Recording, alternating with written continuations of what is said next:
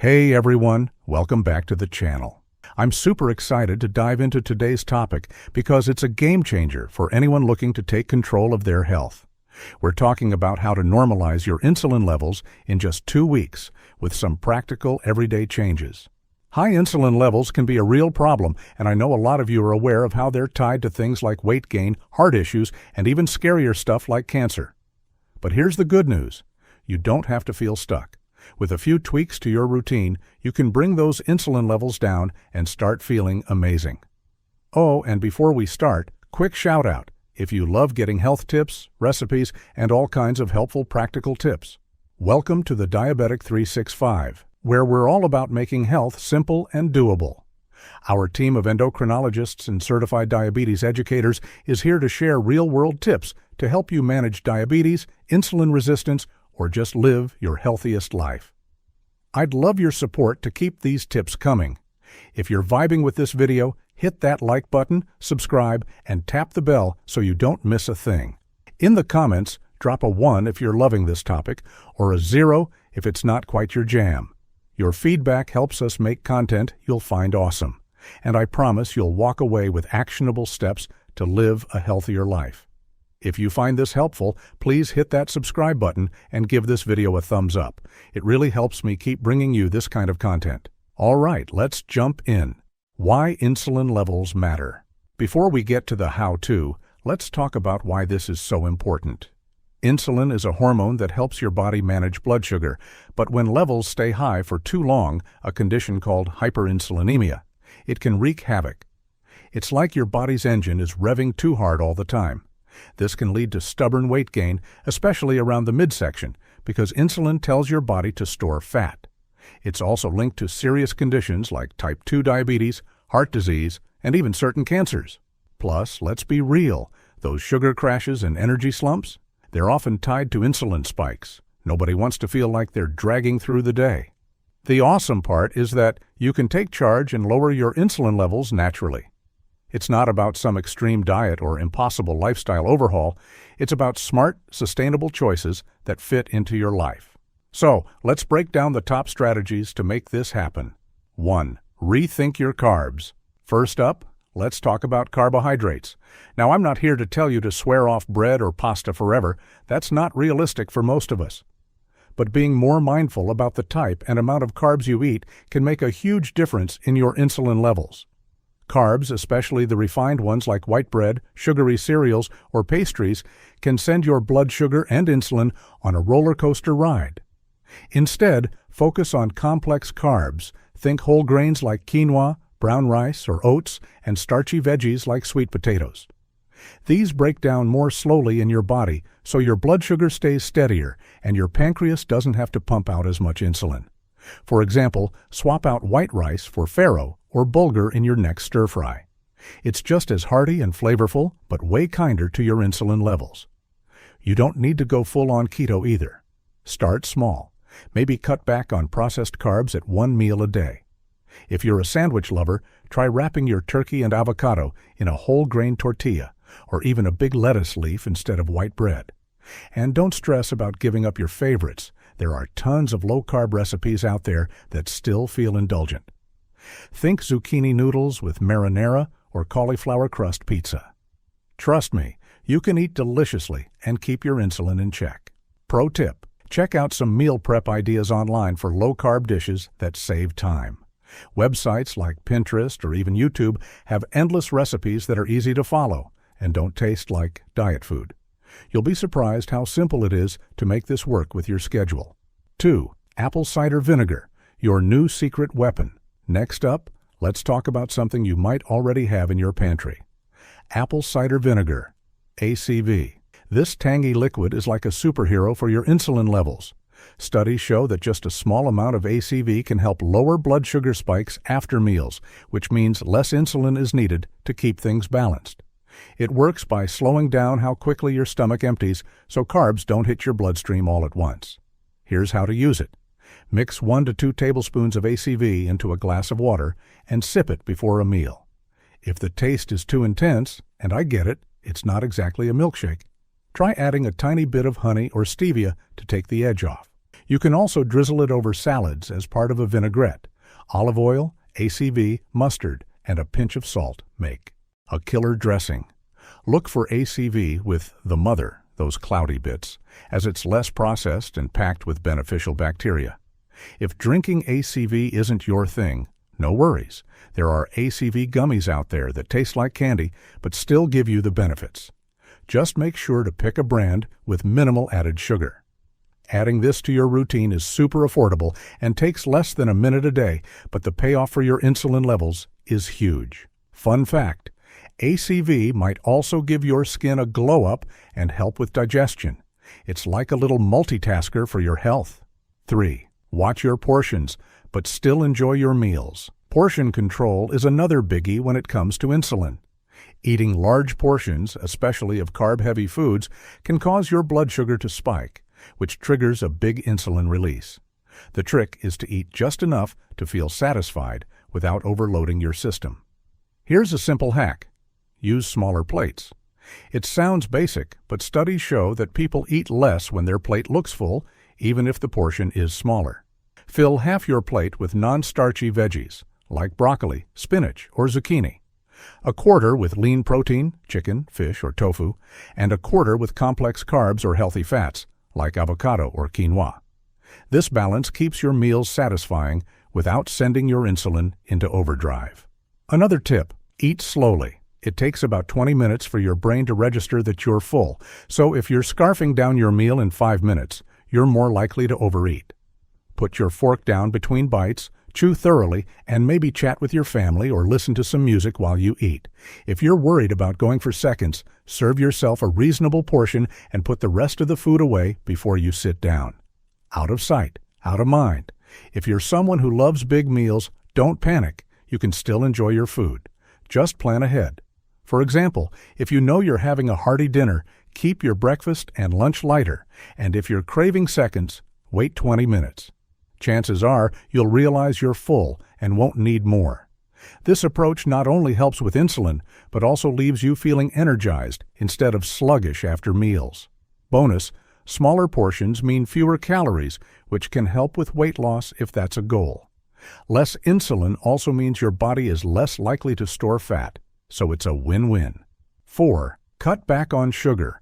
Your body will thank you. This one might seem obvious, but reducing sugar is a must for lowering insulin levels. Sugary foods and drinks, like soda, candy, or even those sneaky healthy smoothies packed with fruit juice, cause rapid blood sugar spikes, which force your pancreas to churn out more insulin. Over time, this can wear out your system and make it harder to keep insulin in check.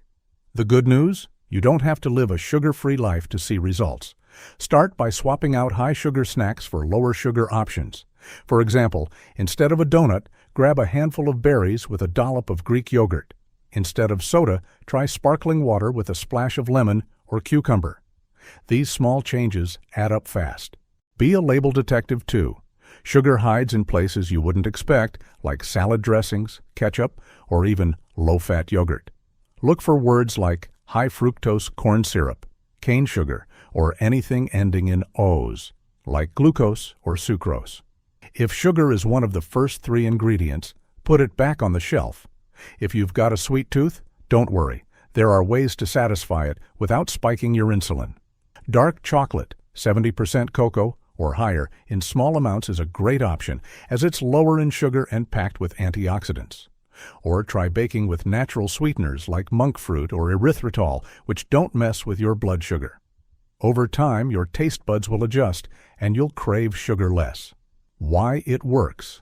Cutting sugar doesn't just lower insulin, it also boosts your energy, improves your mood, and reduces those mid-afternoon crashes. Plus, it's great for your heart and cholesterol levels. You'll feel like a new person. 5. Get moving. No gym required. Physical activity is one of the most powerful tools for lowering insulin levels, and you don't need a fancy gym membership to make it happen. Exercise helps your muscles use glucose more efficiently, which means your body needs less insulin to manage blood sugar. It's like giving your pancreas a well-deserved break. The key is to find movement you enjoy, so it doesn't feel like a chore. If you love nature, go for a brisk walk in the park or a hike with friends. If you're more of a homebody, try a dance workout video on YouTube. There are tons of free ones that are actually fun. Even simple things like taking the stairs, doing body weight exercises like squats or push-ups during TV commercial breaks, or playing with your kids or pets can add up. Aim for at least 30 minutes of moderate activity most days of the week. It doesn't have to be all at once. 3 10-minute bursts of movement throughout the day work just as well. If you're new to exercise, start slow and build up. Even a 15-minute walk after dinner can lower your blood sugar and insulin levels significantly. Extra perk. Exercise boosts your mood, improves sleep, and raises your confidence. It's like a natural energy drink for your body and mind. 6. Sprinkle in some Ceylon cinnamon. Here's a fun one. Ceylon cinnamon. This isn't your average cinnamon. It's a special variety, sometimes called true cinnamon, that's been shown to help lower blood sugar and insulin levels. It has a mild, slightly sweet flavor that's perfect for adding to your morning oatmeal, coffee, or even smoothies. Just a half teaspoon a day can make a difference. Ceylon cinnamon works by improving insulin sensitivity, so your body uses insulin more effectively. It's also packed with antioxidants, which are great for overall health. You can find it in most grocery stores or online. Just make sure it's labeled Ceylon, not Cassia, which is the more common type and less effective for this purpose. If you're not a fan of adding cinnamon to food, there are supplements that pack the same punch. Just check with your doctor before starting any new supplement, especially if you're on medications. Tasty idea. Mix Ceylon cinnamon into a warm mug of almond milk with a touch of vanilla for a cozy, insulin-friendly drink. 7. Try intermittent fasting. It's easier than you think. Intermittent fasting, IF, is a hot topic these days, and for good reason. It's a powerful way to lower insulin levels. The idea is simple. You alternate periods of eating with periods of fasting. This gives your body a break from constant digestion, which can reduce insulin production and improve insulin sensitivity. One popular method is the 16-to-8 approach, where you eat all your meals within an 8-hour window, say 10 a.m. to 6 p.m., and fast for the other 16 hours. If that feels too intense, start with a 12-hour fast, like 7 p.m. to 7 a.m., and work your way up.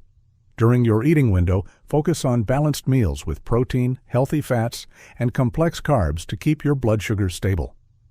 IF isn't for everyone, so talk to your doctor first, especially if you have diabetes, are pregnant, or take medications that affect blood sugar. But if you're cleared to try it, you might be amazed at how good you feel. Many people report more energy, better focus, and even weight loss as a bonus. Pro tip: stay hydrated during fasting periods. Water, herbal tea, or black coffee are all fair game. It helps curb hunger and keeps you feeling great. 8. Load up on soluble. Fiber is your friend when it comes to insulin control, especially soluble fiber. This type of fiber forms a gel-like substance in your gut, which slows down digestion and prevents big blood sugar spikes. That means less insulin is needed to keep things in balance. Great sources of soluble fiber include oats, chia seeds, flax seeds, avocados, Brussels sprouts, and apples. With the skin on. Try adding a tablespoon of chia seeds to your morning smoothie or sprinkling flax seeds over a salad. These small additions make a big impact. Fiber also keeps you full longer, so you're less likely to reach for sugary snacks between meals. Plus, it's great for your gut health, which is linked to better overall metabolism. Aim for 25 to 35 grams of fiber a day and increase gradually to avoid digestive discomfort. Easy swap. Replace your usual breakfast cereal with a bowl of oatmeal topped with berries and nuts. It's filling, delicious, and a fiber powerhouse. 9. Go green with tea and white mulberry. Here's a natural duo that deserves a spot in your routine. Green tea and white mulberry. Green tea is loaded with antioxidants called catechins, which can improve insulin sensitivity and lower blood sugar. Drinking a cup or two a day is an easy way to support your goals. White mulberry, on the other hand, contains compounds that slow down carb digestion, preventing those pesky blood sugar spikes. You can find white mulberry in supplement form or as a tea. Together, these two are like a dynamic duo for insulin control. How to use them? Brew a cup of green tea in the morning and enjoy it hot or iced. For white mulberry, check out health food stores or online retailers for teas or capsules. As always, check with your doctor before adding supplements. 10. Eat fatty fish for omega-3s. Last but not least, let's talk about fatty fish like salmon, mackerel, sardines, or trout. These are rich in omega-3 fatty acids, which have been shown to reduce insulin resistance in conditions like obesity, PCOS, and gestational diabetes. Omega-3s also lower inflammation, which is often a hidden driver of high insulin levels. Aim to eat fatty fish at least twice a week. If fish isn't your thing, you can try a high-quality fish oil supplement, but food is always the best source. Not sure how to cook fish? A simple baked salmon with lemon, garlic, and herbs takes less than 20 minutes and tastes amazing. Quick recipe. Toss sardines with olive oil, cherry tomatoes, and fresh basil for a quick insulin-friendly lunch. Serve it over a bed of greens for extra fiber. All right, let's wrap this up with a quick summary. To normalize your insulin levels in 2 weeks, focus on these key steps. Cut back on refined carbs and sugars, choosing complex carbs instead. Add apple cider vinegar to your meals or drinks. Control portions to avoid blood sugar spikes. Reduce sugar for better energy and fewer crashes. Get moving with fun, everyday activities. Sprinkle in Ceylon cinnamon for a tasty insulin boost. Try intermittent fasting if it's right for you. Eat more soluble fiber to stay full and balanced. Incorporate green tea and white mulberry for natural support. Enjoy fatty fish for omega-3 benefits. These changes don't have to happen overnight. Pick 1 or 2 to start with and build from there. The goal is to create habits that feel good and stick with you for the long haul. You'll not only lower your insulin levels, but also feel more energized, focused, and confident in your health. Thanks so much for joining me today. If you found this helpful, please leave a comment below, hit that like button, and subscribe for more tips on living your healthiest life. Got a question or a topic you want me to cover? Let me know in the comments. I read every single one. See you in the next video.